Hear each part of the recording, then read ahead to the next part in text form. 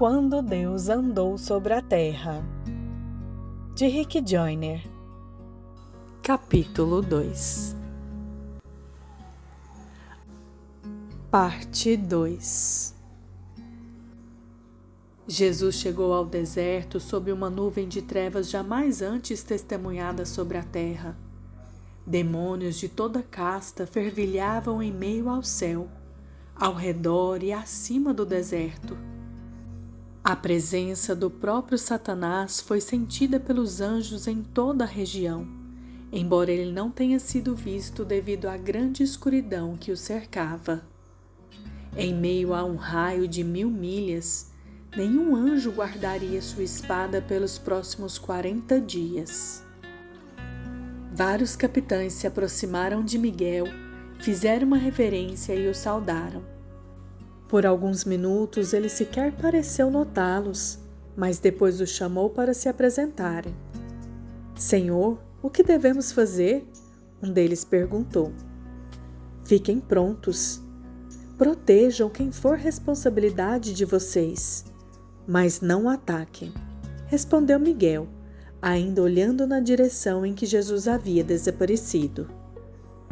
Nunca vimos um inimigo se preparar assim, respondeu um dos outros capitães. Você é novo aqui, não é?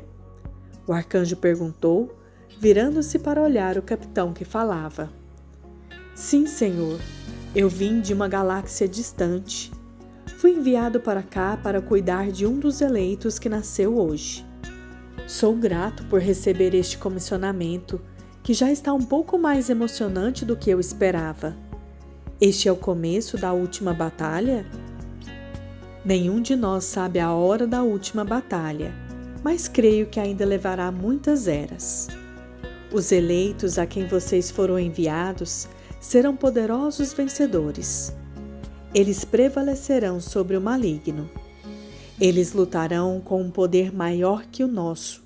No entanto, a maioria ainda é criança ou mesmo está para nascer. Como assim? Vários capitães responderam em uníssono, com nítida surpresa. Ora, eles nem sequer têm tanto poder quanto o menor de nossos anjos mensageiros. De fato, eles aparentemente não têm muito poder mesmo em seu próprio reino. Alguns são insignificantes mesmo quando comparados aos animais, continuou um deles. Eles receberão o poder do Espírito Santo, respondeu Miguel. Quando o Espírito Santo os tomar, eles terão mais poder do que todos nós juntos.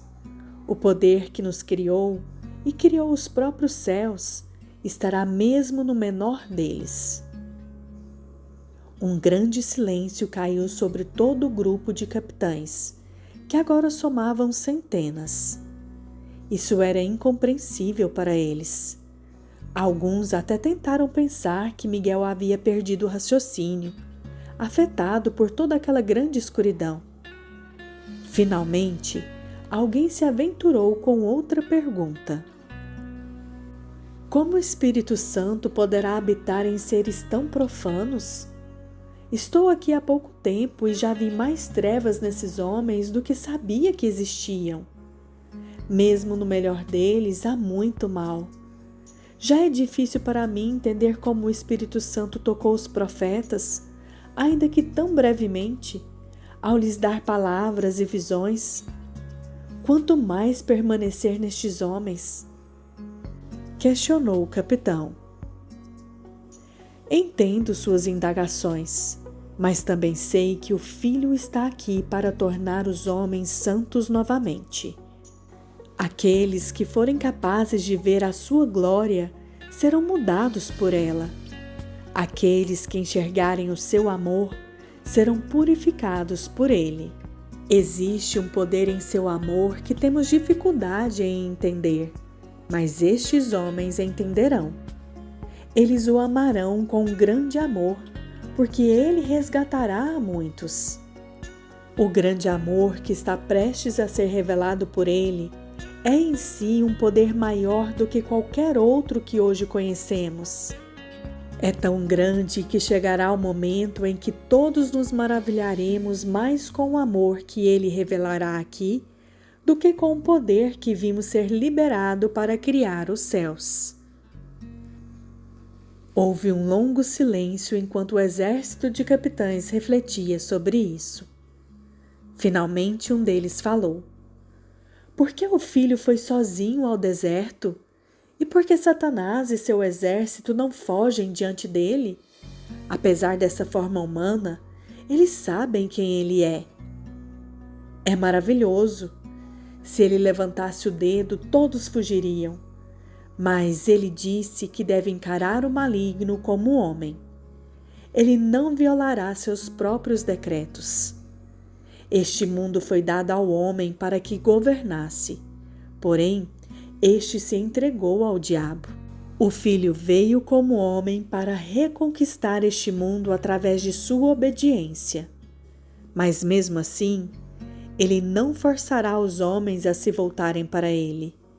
Mesmo que ele usasse o seu poder para que os homens se voltassem para si, ainda haveria desobediência em seus corações, e eles nunca poderiam se tornar verdadeiros adoradores.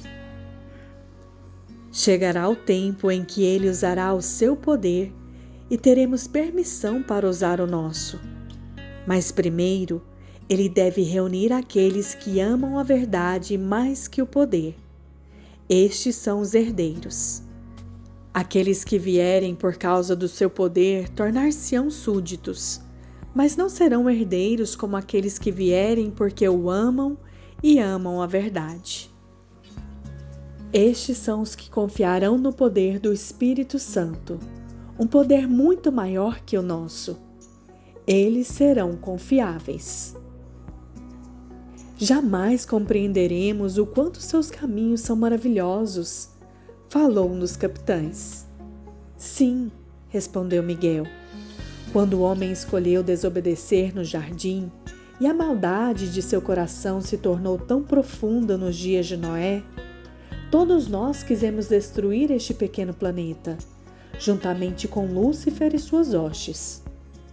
Nós simplesmente não conseguíamos entender por que o Senhor era tão paciente com essas pequenas criaturas. Agora vemos uma glória em seus caminhos tão maravilhosa que, mesmo sendo constantemente mudados e amadurecidos, amamos a Deus mais do que nunca. O que Ele faz pode até nos gerar dúvidas, mas somos pacientes e observamos, e tudo acaba se tornando em mais sabedoria para nós. Estes são tempos terríveis e maravilhosos, comentou Miguel. Continua.